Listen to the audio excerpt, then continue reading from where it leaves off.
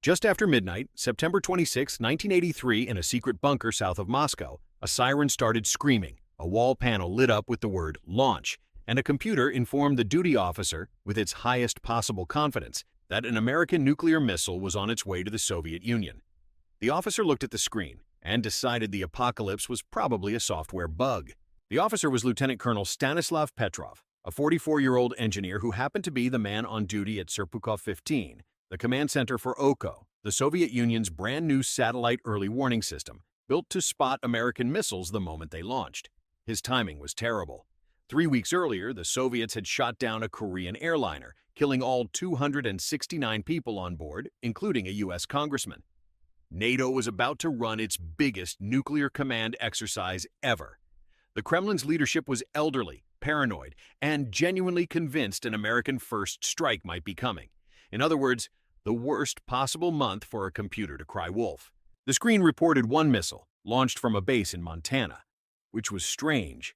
Petrov's own logic said nobody starts World War III with a single missile. A real first strike would be hundreds at once. You don't politely open with one. Protocol, however, was not interested in his logic. His job was simple: confirm the alert and report it up the chain, where men with far less information and far more authority would decide what to do, with roughly 20 minutes of flight time left to decide it in. Then the system reported a second launch, then a third, a fourth, a fifth, 5 missiles inbound. The system upgraded the alert to missile attack. Confidence level, highest. The siren kept screaming.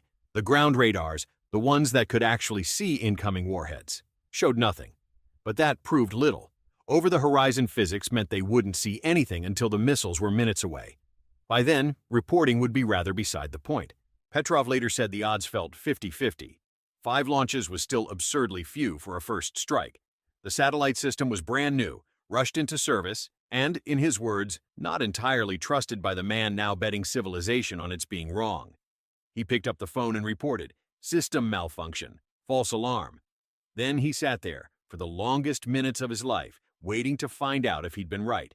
Nothing hit.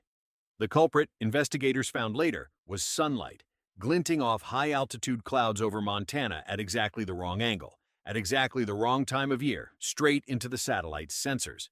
So naturally, Petrov was rewarded with a reprimand, officially for not filling in the war diary during the incident. He was quietly sidelined, retired early, and suffered a nervous breakdown. The whole affair stayed classified until 1998, when a retired general's memoirs finally told the world. Awards trickled in decades late. When Petrov died in May 2017, it took months for the news to even reach the press. Now, the one man saved the world story is slightly too neat. Even if Petrov had reported an attack, Soviet doctrine still demanded corroboration, and the ground radars would have stayed silent. The chain above him might well have held. But that's the real lesson.